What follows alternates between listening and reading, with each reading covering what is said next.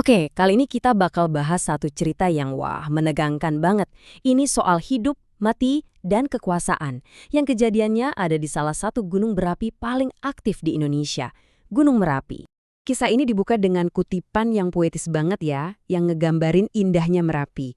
Tapi jangan salah, di balik semua pesonanya itu ada kekuatan dahsyat yang jadi panggung buat tragedi yang bakal kita bongkar sama-sama.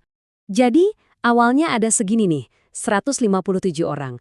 Ini jumlah pendaki yang terdaftar resmi di gunung, pas banget sebelum sebuah kejadian vulkanik dadakan terjadi.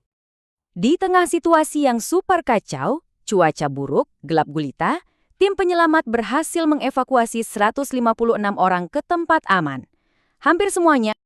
Tapi, ada satu yang kurang. Satu orang pendaki masih belum ditemuin. Yuk, kita coba mundur sedikit ke awal mula kekacauan ini terjadi. Jadi, gempa vulkanik tiba-tiba mecah ke heningan gunung. Gempa ini micu longsoran batu yang langsung meneror para pendaki di area kemah utama. Dalam sekejap aja, suasana tenang langsung berubah jadi kepanikan massal. Coba kalian bayangin posisinya, gelap gulita, hujan badai, angin super kencang, dan tanah yang kalian injek itu getar hebat. Ini benar-benar mimpi buruk jadi kenyataan. Para pendaki ini harus berjuang buat nyelamatin diri dari amukan gunung. Nah, waktu para penyintas yang udah kecapaan dan basah kuyup dikumpulin di pos evakuasi, mereka ngitung ulang dengan panik. Dan disitulah mereka sadar, ada satu orang yang nggak balik bareng mereka. Seluruh fokus operasi penyelamatan sekarang cuma tertuju pada satu orang, Prastika Eliana. Nah, disinilah ceritanya jadi menarik banget. Soalnya, ini tuh bukan sekedar kasus pendaki hilang biasa. Respons yang datang itu cepet banget, super intens. Jadi apa sih yang bikin kasus ini beda?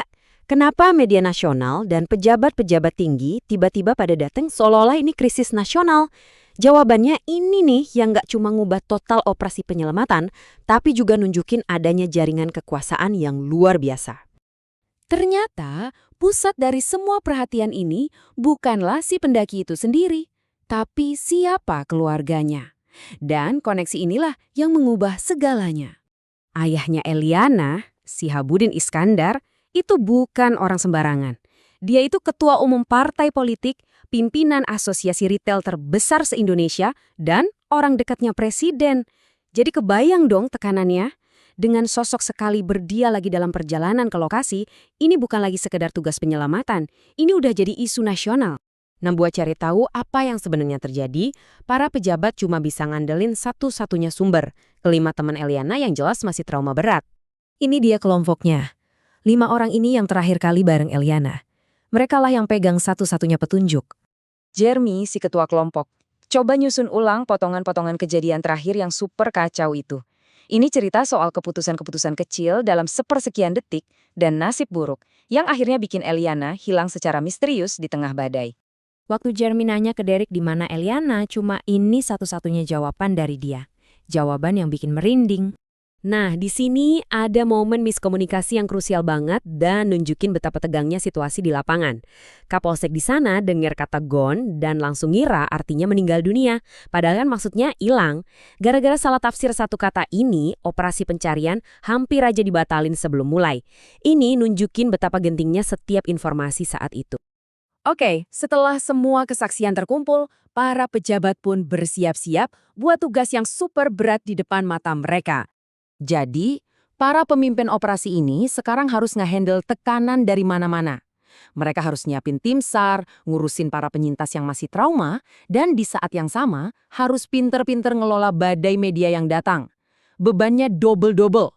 Lini masa ini nunjukin banget betapa gila tekanannya. Setiap jam berlalu, media makin heboh, dan jadwal kedatangan ayahnya Eliana itu rasanya kayak bom waktu yang terus berdetak. Ini nambah beban luar biasa di pundak tim penyelamat. Jadi, tim pencari ini bukan cuma ngelawan alam yang ganas, mereka juga harus ngadepin tekanan dari luar yang levelnya udah ekstrim banget buat nemuin Eliana. Pas fajar mulai kelihatan di atas Merapi, tim penyelamat ini dihadapkan sama tantangan yang luar biasa.